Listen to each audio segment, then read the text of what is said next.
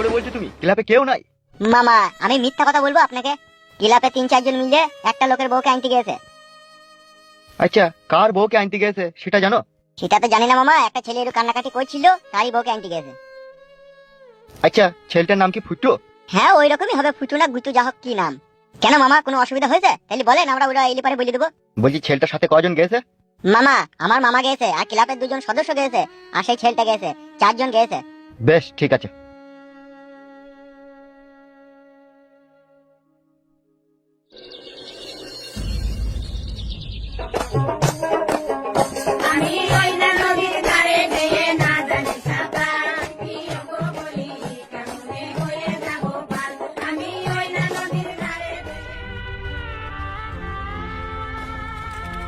কই গো ফুটুর মা?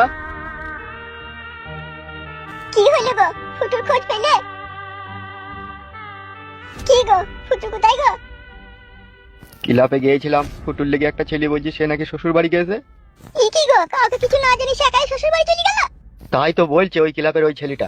হ্যাঁ গো, যদি কিছু হয় ওখানে গিয়ে ওর বলছে 3-4 জন গেছে ফুটুর সাথে। 3-4 জন গেছে? তাই তো বললো ওই ছেলেটা। হ্যাঁ গো, তাহলে এখন কি হবে গো? কি আর করবো গিন্নি বলো, শালা বধুটা যে আমার বউ পাগলা হয়েছে তার কি করার আছে। যদি ওর শ্বশুর বাড়ির লোকরা মারধর করে ওকে? ওইসব শালা বধুকে মেরে ফেলে দেওয়াই ভালো। কি গো? কি গো মারাইছো? আমরা বাবা মা আমাদেরকে কৈফত করছি না, কোনো জিনিস জিজ্ঞেস করছি না, হঠাৎ করে চলে গেলিও। তাহলে এবার যদি তারা ধরে বেঁধে মেরে গাঁড় খসিয়ে দিয়ে বলে 5 লাখ টাকা লেয়, তাহলে কি হবে এখন? সেইটাই তো আমারও চিন্তা হচ্ছে। শালা খান কি ছেলেকে বুঝিয়ে পারলাম না। তা আমাকে কিসে লিখে রাজ দিছো হে? তোমাকে বকাই না, তোকে কেলাবো না এলে আবার। নিজে ছেলে দোষ করছে দেখুন আমাকে কেলাবে। মাং মারানি ভূতা কপাইলে মাকে ছেলে শাসন করতে পারে না। এই আর কত দূর রে বড়া তুই শ্বশুর বাড়ি? এই তো চলেইছি তো মরুভূমি ভাই। ওই দেখো ওই বাড়িটা, দুটো পেঁপে গাছ লাগানো দেখতে পাচ্ছ ওই বাড়িটা? বে চ হাট।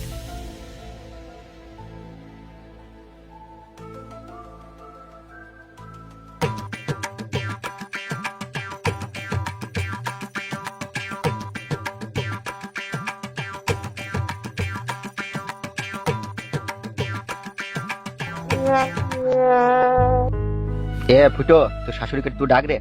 তুমি ডাকো ভাই, তুমি ডাকো। আমাকেই ডাকতে হবে? ওই জন্যই তো তোমাকে সাথে করে আসা, তুমি ডাকো, যা বলবার বলো।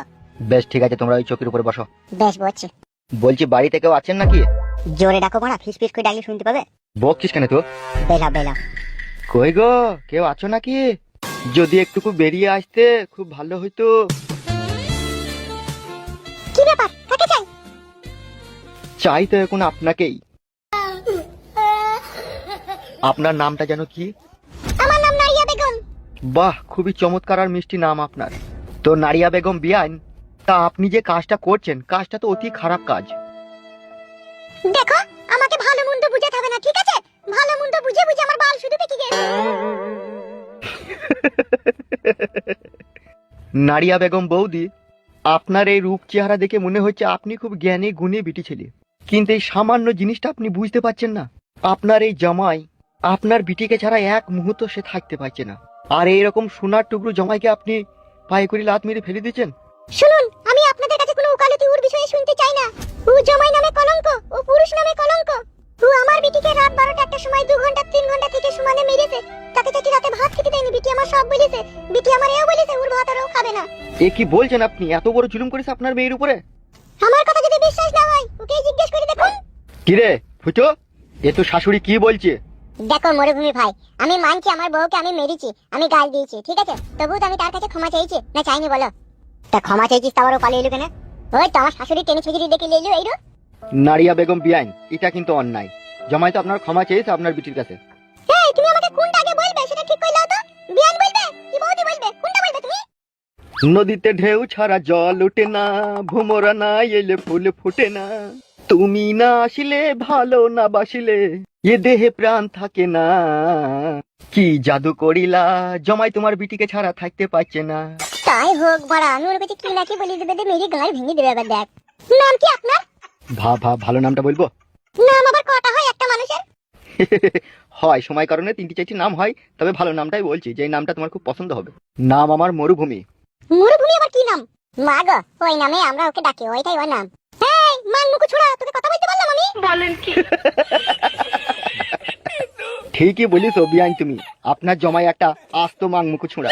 না হলে যেই ঘরে আপনার মতো সুন্দরী রূপবতী শাশুড়ি আছে সেই ঘরের মেয়েকে কিনা ও মেরিছে, ওর মতো গাধা আছে তাহলে আর। কি সুন্দর দেখতে আপনি, ডাগর ডাগর চোখ আপনার, চুলের মধ্যে খোপা, পরনে লাল শাড়ি, আবার অরেঞ্জ কালার ভিসিয়ার। সো বিউটিফুল লাগছে তোমাকে। শোনো মরুভূমি, শুধু তুমি বলছো তাই? তাও আমার স্বামী আসুক, আমি ভেবে দেখবো ওর সাথে পাঠাবো কি না পাঠাবো, তারপরে সব কথা আলোচনা হবে, ঠিক আছে? মাঝখানে যখন আমি আছি না, এভরি ডোন্ট মাইন্ড। তোমার মেয়ে মানে আমার মেয়ে, আর আমার মেয়ে যদি কিছু হয় ফটো, তাহলে তোর বাঁচা বাঁচি দূর ভরসা রে। আপনি আমার আব্বার মতো, আপনি যা বলবেন তাই হবে, আপনার কথা চুল ভরে এদিক ওদিক হবে না আব্বাজান। চুপ শালা খানকির ছেলে। শালা আমার ছেলে হলি তো এই কাজ করতে পারতেন? শালা বৈদ্য, আমার বিয়ান কত সুন্দর বে, যেমন রূপ তার তেমন গুণ, তার তেমন মুখের ভাষা, তাহলে তার মেয়ে কত সুন্দর হবে সেটা আমি বুঝতে পারছি না? আমি আমার দায়িত্বে মেয়েটাকে এখান থেকে নিয়ে যাব, তোর হাতে তুলে দেবো। মেয়ে যদি বিন্দু পরিমাণ কোনো ক্ষয়ক্ষতি হয়, তোর হাত পা কেটে তোকে আমি গাছে ঝুলিয়ে রাখবো, বলে রাখলাম তোকে আমি। যা বলার বলে দিয়েছি, তুমি শুধু আমার দায়িত্বে মেয়েটাকে পাঠাবে, ঠিক আছে? তোমার স্বামীকে একটু বুঝিয়ে পারি বলি, ঠিক আছে? বেশ ঠিক আছে, তাই হবে। তোমরা বসো, আমি তোমাদের জন্য একটু চা নাস্তা পানি করে নিয়ে আসি। বেশ ঠিক আছে, যাও নারিয়া বেগম।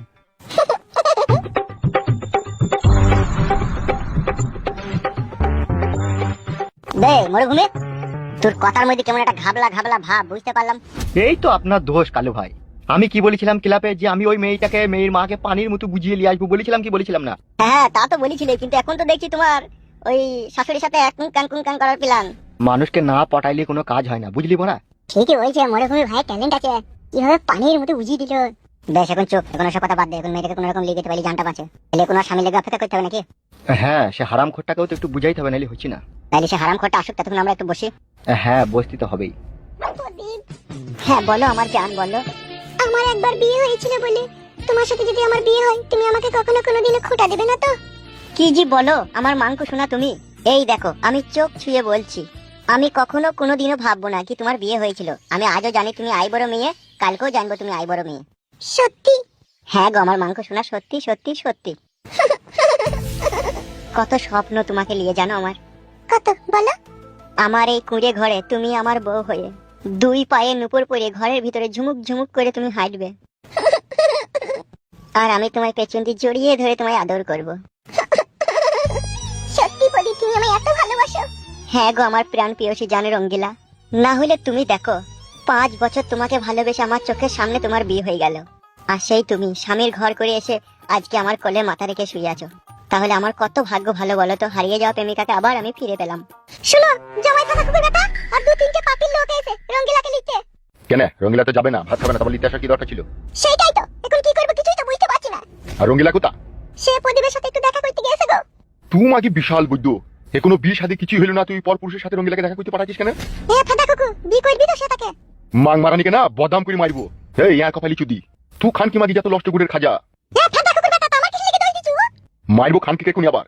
খানকি মাগি মেয়েটাই তোর লেগে খারাপ হয়েছিল, মেয়েটা তুই জমায়ের কাছ থেকে ছাড়পত্র লিলি না, আবার একটা পর ছেলের সাথে তাকে দেখা করতে পাঠাচ্ছিস। হ্যাঁ, এই সমস্ত কথাগুলো যদি সমাজের লোক জানতে পারে, আমাদের সমাজে জায়গা দেবে ভালো মাগি। ও তাইলে কোন যতটা সম্মান নাকি? ফিদা কুকুর বেটা, মোটা মোটা গাঁট গাঁট টাকা তো ইনকাম করে নি, ঘরে রাখতে পারলি না যে বিটিটার ভালো জায়গায় বিয়ে দেবো। আর সেই বিটিটা নিজের পছন্দের একটা ভাতার খুঁজলি, সেটা খুঁজলে তা তুই আবার তো এরকম করছিস কেন রে পরের মতো? তাহলে লিতে এসে তাহলে পাঠিয়ে দিকা। পাঠাবো কি এমনি এমনি? একটা ফয়সালা করবো তারপরে পাঠাবো। তা কর্দা ফয়সালা, আবার আমাকে বলা কি দরকার? বেরু কাদা কুকুর বেটা, একটা কাজ যদি তুই ভাতার কাদা কুকুর বেটার হাত দিয়ে হইতো, তাইলে কি আর আমার জীবনে এত কষ্ট হইতো রে? মাং মারানি ভক্সা চুদি। তুই ভক্সা চোদা পুরুষ দেখ গা, মগা চোদা পুরুষ 2 পয়সা ইনকাম করার মুরদ নয়। বিটি আবার যাইবা একটা ভাতার খুঁজলি যে তাকেও শিখানো বাধা দিছি। ইনকাম হলা পুরুষ হইলে আরো কত কি কইতু, গুদ কপালি ছুড়া।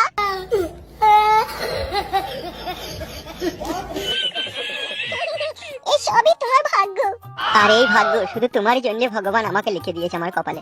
ভাইপো কি হয়েছে? ঘর মাইতে ঘরের ভিতরে ঢুকতে বললো? তোকে তো 3 দিন থেকে খুঁজে পেছি না রে আমি। গেঁজাগোনা যে তোর ভাগ্নির হাত দিয়ে লিয়ে এলি ইন্টার খেছিস, পয়সাটা তোর কোন বাপ দিয়ে আসবি রে? 1680 টাকা বিল হয়ে গেছে তোর। তোমার বড় কোনো হুঁশ বুদ্ধি নাই তো? কোথা কি কথা বলতে শিখনি নাকি? অত আমার শিকার দরকার নাই, এই মাগি ফাগিলি ফুটতে ফাটা যা করছিস কর, পয়সাটা যেন দিয়ে আসবি। কাকে বড় মাগি বলছো তুমি? এ আমার বলছি বিয়ে করবি জিকামে। বাল কপালি ছুঁড়া রে, কত মেয়ে মানুষলি ফুটতে ফাট্টা করবে, ওইটুকু ছোঁড়া তুই? কি বলছেন কি এসব আপনি? যা বললাম তোকে ঠিকই বললাম, গেঁজার পয়সাটা দিয়ে আসবি, ঠিক আছে? নাহলে এরপর গেঁজা আনতে গেলে তোকে বারণ করে মারবো আমি। গাড় ভেঙে দেবো বড় এখনই আপনার, আমি ছিলেন তো আমাকে। হে বড়া গাঁ কি ভাঙবি রে? পয়সা পাবো, পয়সা দিবি তা। কথা পাও তুমি, বড় বড় মোটামি মারাইছো, কথা মারাইছো। এ বাপ, যা পাই তাই দিয়ে আসবি রে। তোকে আমার কাছে গেঁজা কিনে খেতে হবে না, আর আমি তোর মতো ছেলেকে গেঁজা বেচবো না। ওই 1680 টাকা যেটা তোর কাছে পাবো, এটা জন্য সব জায়গায় সন্ধ্যেবেলায় দিয়ে আসবি। নিয়ে নেবো মারা, যাও এখান থেকে। ভালো মেয়ে তোদের কপালে একটাও জুটলো না। যাদের ব্লাডের ঠিক নাই তারাই তোর কপালে জুটছে। কি গুদমারানির ভাই গো তুমি আবার? আচ্ছা সুরের বাচ্চা, গাঁড়ে বেরিয়ে লাল করে দেবো, গ্রাম থেকে খেটাবো। এত মেয়েদের সাথে লিটিল পিটিল করলে পারে। এই ভাড়া যাও এখান থেকে, ভাড়া বেশি বকুলা বাড়া, মাথা গরম করে না বাড়া। হ্যাঁ, আর কপালে চুদা তোর মাথা না বাড়ার মাথা ওটা। আজ যদি পয়সা পাতি যদি তোর কাছে না পায় না, তোর অবস্থা খারাপ হয়ে যাবে। প্রদীপ। হ্যাঁ হ্যাঁ বলো আমার জান। তুমি গাঞ্জা খাও? আমি খাবো গাঞ্জা, তাই কি তো দুনিয়াটা উলট পালট হয়ে যাবে গো আমার জান। আমার একটা বন্ধু খায় দি, তার কাছে পয়সা ছিল না, আমি দিতে বলেছিলাম যে তুমি ওকে দাও গো, আমি তোমাকে পয়সাটা দিয়ে দেবো। আর আমার দেওয়া হয়নি, সেই জন্য ও বাড়িয়েছে। ওলি কোনো ভাবনা চিন্তা করার কোনো দরকার নাই তো। সত্যি তুমি গাঞ্জা খাও না তো? কি জি বলো আমার জান, আমি খাবো গাঁজা? আমি জানি না গাঁজা খেলে কি হয়। গাঁজা খেলে শরীর দুর্বল হয়ে যায়, অল্প দিনেই মানুষ মরে যায়। আমি এত নিজের করতে হবে জেনেও আমি কি গাঁজা খাবো? তুমি ভাবলা কি করে? সত্যি করে খাও না তো? না গো আমার জান, আমি খাই না। বেশ ভালো কথা, না খেলেই ভালো। তাহলে বসে অনেকক্ষণ গল্প করা হলো, বাড়ি যাই এবার, ঠিক আছে? আর একটু থাকো না জান। অত অধৈর্য হইও না শোনা, আজ বাদে কাল তোমার সাথে আমার বিয়ে হবে, তখন সারা জীবন তোমার কোলে মাথা রেখে তোমারই ঘরে থাকবো আমি। তাইলে একটা কিস দিয়ে যাও জান। হয়েছে হয়েছে। সুশ্রী লাগছে। আমি আসছি, আবার পরে কথা হবে। এসো।